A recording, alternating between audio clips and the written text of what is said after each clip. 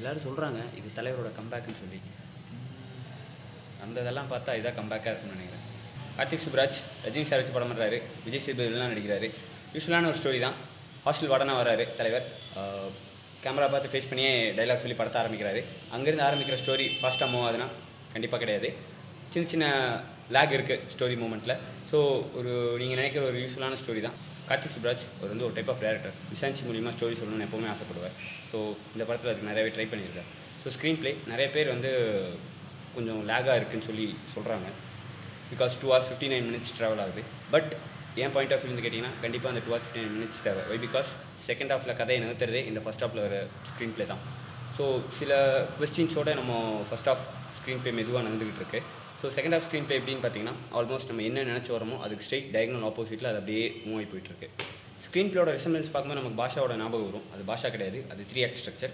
So 3 act structure என்னென்னா ஒரு point hype down, இதுதான். அதை கார்த்திக் சுப்ராஜ் கரெக்டாக எக்ஸிக்யூட் பண்ணியிருக்காரு தான் நம்ம சொல்லணும். ரஜினி சார் ஸ்க்ரீனில் ரொம்ப ஃப்ரெஷ்ஷாக இருக்கார்.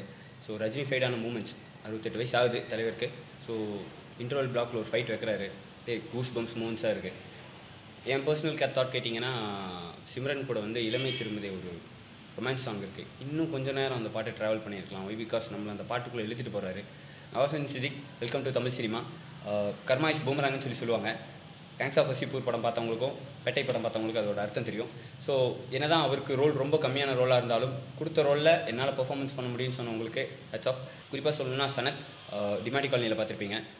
நல்லா ஒரு இம்பார்ட்டண்டான ரோல், நல்லா சட்டிலாக பண்ணியிருக்காரு. தலைவர் கூட வர மாதிரியே ரோல் தான். விஜய் சேதுபதி அழகாக ஹிந்தி பேசுகிறாரு. நவாஸுதீன் சித்திக் கம்மியாக தமிழ் பேசுகிறாரு. நெக்ஸ்ட் தட் சொல்லணும்னா முனிஷ்காந்த், பாபி சிம்மா எல்லாருமே ஒரு சின்ன சின்ன ரோல் பண்ணியிருக்காங்க.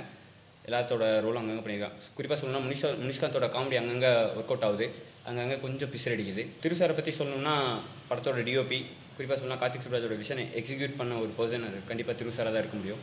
ஒவ்வொரு ஃப்ரேமும் பேசுதுங்க, தரமான ஃப்ரேம். லைட்டிங் அவர் என்ன பண்ணுறாருன்னு தெரிய மாட்டேங்குது. ஒரு டைப் ஆஃப் ராவான லைட்டிங், ஒன்று பிளிஸ்ஸான லைட்டிங், ரெண்டுத்துக்கும் பூந்து விளையாண்டுருக்காருன்னு தான் சொல்லணும். So background score, music, all thing Anirudh. So ஹர்ஷத்தும் கார்த்திக் சுப்ராஜ், ஹர்ஷத் யாரும் எடிட்டர். ஸோ 2 பேரும் சேர்ந்து ஒரு பிளான் பண்ணியிருக்காங்க அனிருத்தை வேலை வாங்கணும்னு சொல்லி. ஸோ எங்கெங்கெல்லாம் ஸ்லோ மோஷன் வேணும், எங்கெங்கெல்லாம் லோ ஆங்கிள் வேணும், எங்கெங்கெல்லாம் ஹைப் கிரியேட் பண்ணணும்னு ஹர்ஷத் கரெக்டாக கட் பண்ணி கொடுத்துருக்காரு. அனிருத் வாங்க விளையாண்டுறான்னு சொல்லிட்டு இடிஎம் கிட்டார் போட்டு தட்டியிருக்காரு. ஆர்ஆர் உண்மையிலே பிரித்து மேய்ச்சிருக்காரு. ஸோ அனிருத் வேறு லெவல். ஒரு ஃபேன் பாய் மூமெண்ட் நீங்கள் என்ஜாய் பண்ணியிருப்பீங்கன்னு கண்டிப்பாக நினைக்கிறேன். இப்போ ஓவராலாக பேட்டை பற்றி பார்த்தோம்னா ஒரு பக்கா கமர்ஷியல் கேங்ஸ்டர் மூவி, அத்தனை மாஸ் எலிமெண்ட்ஸும் இருக்குது. ஸோ ஒரு ஃபன் என்டர்டெய்னராக இருக்கும். ஸோ அதுவும் இல்லாமல் ஒரு கார்த்திக் சுப்ராஜ் படமும் அப்படிங்கிறதுக்கான ஒரு ட்ரேட்மார்க்கும் படத்தில் இருக்குது. தலைவர் படத்துக்கான ஒரு ட்ரேட்மார்க்கும் படத்தில் இருக்குது. So Petta is inspired from Thalaivar and dedicated to Thalaivar. கண்டிப்பாக தேட்டருக்கு போய் பாருங்கள்.